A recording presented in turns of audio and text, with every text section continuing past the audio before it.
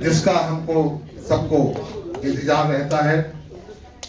मैं आदरणीय आचार्य सूर्य प्रसाद दीक्षित जी का आशीर्वाद लेने के लिए उनको सादर आहूत करता हूँ, आए और अपना आशीर्वचन प्रदान करें। आदरणीय दीक्षित उमाशंकर जी, रामकृष्ण जी, इधर रमिता जी, प्रेमलता जी, रेणुका जी और मित्रों, राम कथा के जो गौण पात्र हैं उनको लेकर बहुत सारी समस्याएं हैं। दरअसल श्री राम का इतना विराट व्यक्तित्व है कि उनके आगे और किसी का व्यक्तित्व भक्तों ने, कवियों ने साहस तक नहीं किया और कोशिश की तो उनका जीवन वृत्त कहीं मिला नहीं। हमारे श्रीनगर के महाकवि शिव सिंह सरोज जी लक्ष्मण महाकाव्य लिख रहे थे, बड़ा विचार विमर्श हुआ। मैंने कहा इसमें लक्ष्मण तो वही दिखते नहीं है, केवल राम ही। मेरे गुरुवर डॉक्टर चंद्रप्रकाश सिंह जी रामदूत और संकट मोचन काव्य लिख रहे थे हनुमान जी को लेकर, उसमें हनुमान तो कहीं दिखे ही नहीं, सर्वत्र राम ही राम है। जितने राम भक्त हैं वो छाया की तरह से विद्यमान है, और जैसे किसी बड़े बरगद पेड़ के नीचे दूसरा पौधा नहीं उग पाता, वैसे दूसरा कोई चरित्र निकल नहीं पाता। उर्मिला को लेकर रविन्द्रनाथ ठाकुर ने चिंता प्रकट की, काव्य रूपेक्षता नारी। फिर उनसे प्रेरित हुए मैथिली शरण गुप्त कवियों की उर्मिला विषय उदासीनता, द्विवेदी जी का लेख। बहुत कोशिश की द्विवेदी जी ने और मैथिली शरण गुप्त जी ने कि उर्मिला का कोई प्रसंग व्यक्ति तो बच जाए। पहले उन्होंने उर्मिला उत्ताप नामक काव्य लिखना शुरू किया, लेकिन देखा कि वो सारा चरित्र राम में ही खोया जा रहा। कोई स्वतंत्र घटना उसके जीवन से जुड़ी हुई मिली ही नहीं। अरे कल्पना करें कि सीता के साथ बचपन में खेलती होंगी, बागों में, बगिया में साथ साथ भ्रमण करती होंगी, राजमहल में सुखमय आनंद जीवन यापन करती होंगी। घटना कौन सी है? विवाहोपरांत तो आई, लक्ष्मण राम के साथ साथ चल दिए। अब उसकी एकमात्र नियत है प्रतीक्षा करना, तो 4 सर्गों में लगातार विरह का वर्णन करते रहे। यह भी साथ स्वाभाविक है, कोई घटना तो नहीं है। विरहिणी तो विरह, उपेक्षा, प्रतीक्षा करती ही करती। बड़ी हिम्मत करके एक घटना उन्होंने सोची कि जब लक्ष्मण मूर्छित पड़े हैं और यह सूचना उसको मिलती है, तो कहती है कि चलो रण प्रयाण करते हैं, लंका पर आक्रमण करेंगे। लेकिन बाद में मैथिली जी की रूह कांप गई कि अगर कल्पना करेंगे कि अयोध्या की सेना गई थी तब राम जी ने रावण पर विजय प्राप्त की थी, इसको लोग बात स्वीकार नहीं करेगा।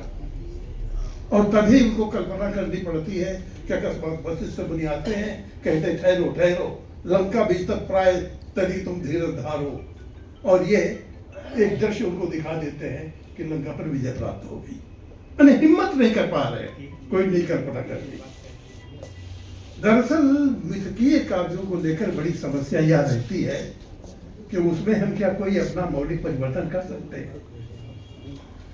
क्या कभी ईश्वर न करे ताजमहल की मरम्मत करनी पड़ जाए तो उसको आधुनिक स्ट्रक्चर के आधार पर बना सकते हैं? उसी रूप में उसके पूर्व प्राकृत आदिम रूप को हमें सुरक्षित रखना होगा। उसी तरह से रामकथा हो या कोई भी विध की कथा हो, उसका आधुनिकीकरण नहीं किया जा सकता। इतिहास और पुरातत्व के साथ अनिवार्य शर्त है। वो उसी देश काल में जाकर भाषा शब्दों के चयन भी वैसे करना होता है, वरना काल दोष माना जाता है। तो प्रश्न ये है कि कवि को कल्पना का अधिकार कहां तक प्राप्त है और उसकी ऐतिहासिकता, उसकी प्रामाणिकता, उसका निर्वाह कहां तक उसको बाध्य करता है। इन दोनों के बीच रचनाकार को सच बहुत तरह के आघात प्रत्याघात झेलने पड़ते हैं। इस शांता काव्य को मैंने तब देखा था जब प्रकाशन की प्रक्रिया में था, प्रेस कॉपी के रूप में, तभी उस पर सम्मति भी लिखी थी। उसके पूर्व डॉक्टर जगदीश गुप्त की पुस्तक देखने पर प्रताप नारायण मिश्र ने तो बैठे ठाले ही लिख दिया, वो ज्यादा महत्वपूर्ण नहीं है। एक और है कविवर उद्भ्रांत जी,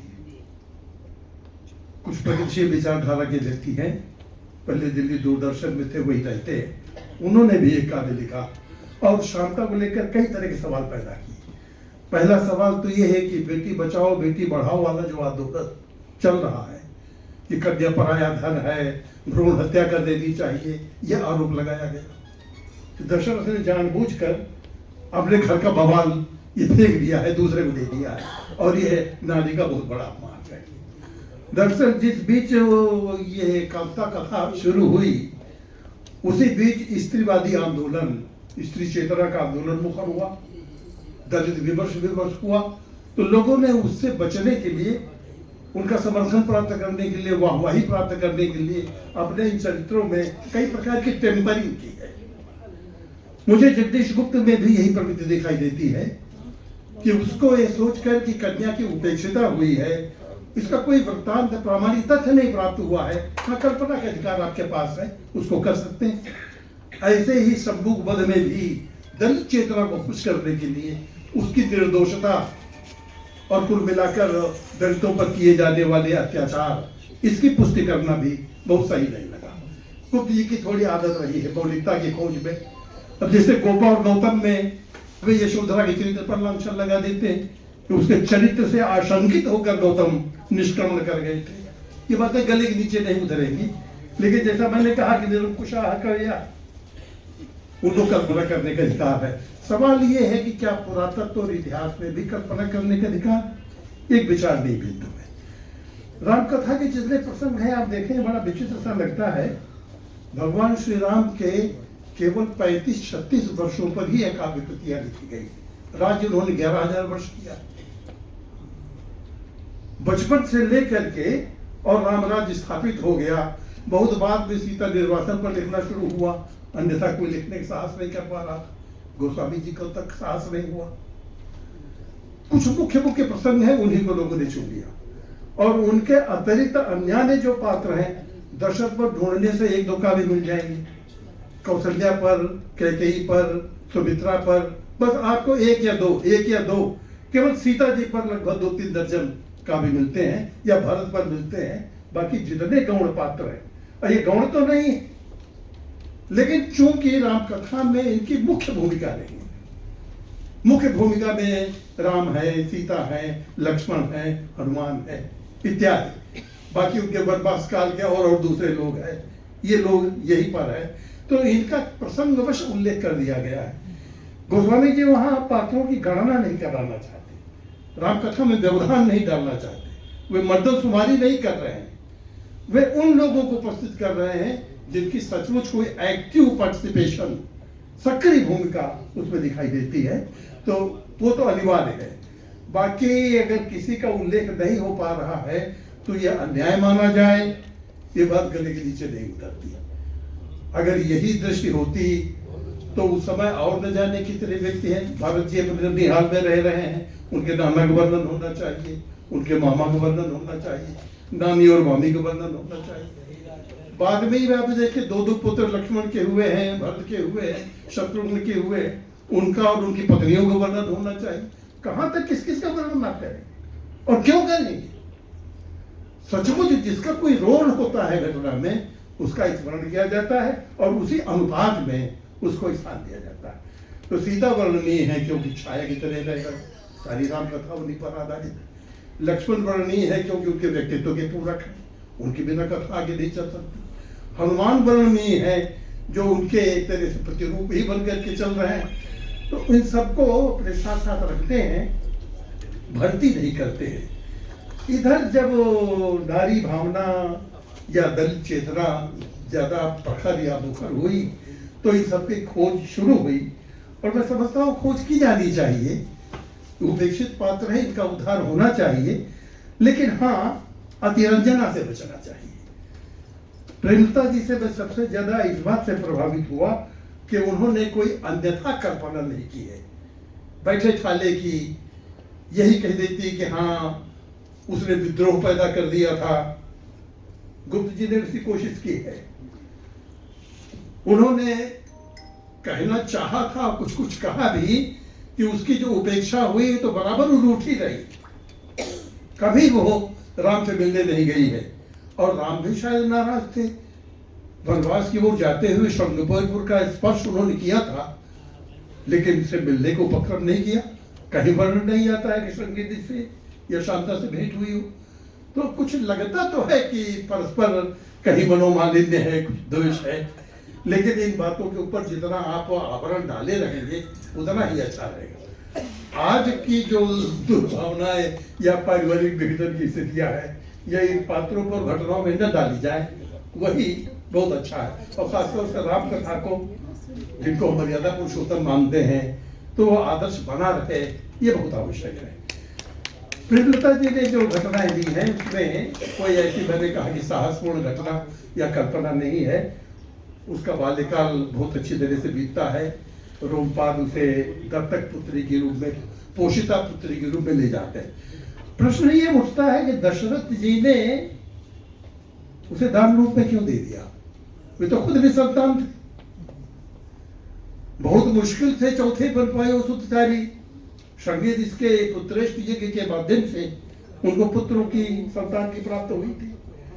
रोमपाद तब मांग सकते थे जब इनके 2-4-10 संतान होती, तो कहते भाई एक हमें दे दो। ये तो तर्क संगत लगता है। स्वयं व्यक्ति निसंतान हो और भविष्य की आप गारंटी ले जाए और उसकी पुत्री को उसे छीन ले जाए, यह कुछ तर्क संगत नहीं लगता है। दूसरी बात, तो वो घटना बहुत कम चर्चित होती है।